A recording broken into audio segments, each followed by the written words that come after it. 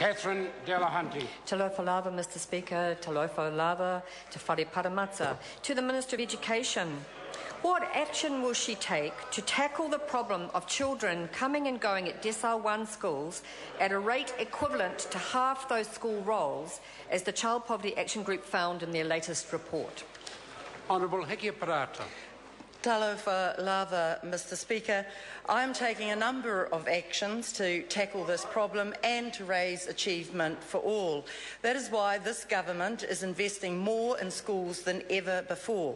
Mr Speaker, those actions include, for example, a new attendance service, student management systems where schools text parents when kids are away, social workers for every decile 1, 2 and 3 primary school, around 300 nurses to work with most schools around the country, a breakfast in schools program 5 mornings a week, childcare, after-school care and holiday care for about 47,000 kids, and a further $85 million in operational grants.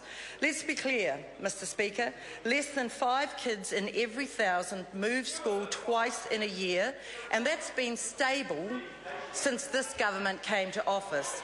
The rate of kids moving has been decreasing across low decile schools in the same period, and the Child Poverty Action Group acknowledges that. Supplementary. Supplementary question, Catherine Delahunty. Does she agree with the school principal quoted in CPAG's report that roll churn in low decile areas is a major problem that is not given proper recognition by the Ministry of Education? If not, why not?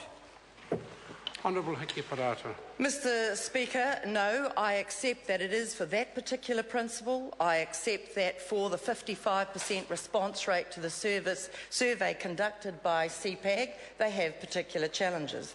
But across the system, and we are working with each of those schools as well as across the system, and that's why we know that movement of kids in and out of schools is lower than it was before 2009 and has remained stable over that time, and the CPAC report acknowledges that.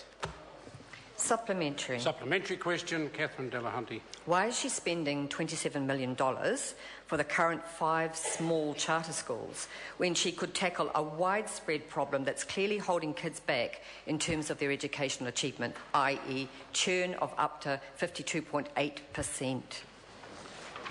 Mr Speaker, I'll just refer the member to the significant range of actions that we are taking that I gave in my principal answer.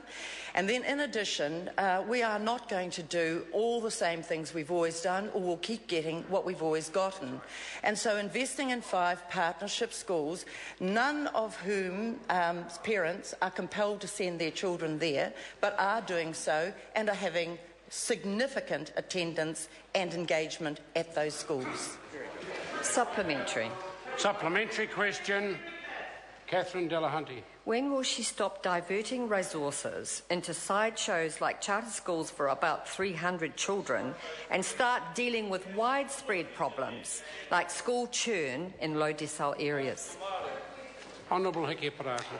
Mr Speaker, the Green Party might want to dismiss this as a sideshow, but for the parents who've chosen these options for themselves, in the same way as parents who choose kura kaupapa, kura a-iwi, state-integrated, mainstream, single-sex, co-ed, because they consider that their children will do better there, that is a choice that we respect.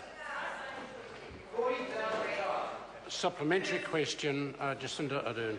Does she agree with CPAG's findings that the problem of high transient rates goes beyond the capabilities of the education sector? And if so, which other ministers has she raised this issue with specifically? Mr Speaker, I certainly agree that education has a significant contribution to make, together with the efforts that my colleagues are also making. And that is why, for instance, I've already indicated for every decile 1, 2 and 3 school, there is a social worker available.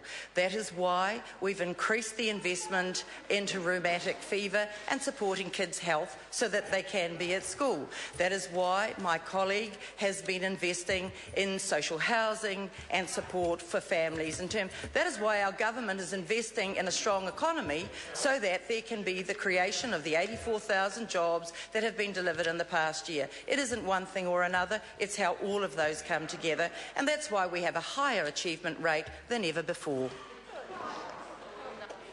Question number 7, Grant Roberts. Thank you very much, Mr Speaker. My question is to the Minister for Tertiary Education, Skills and Employment.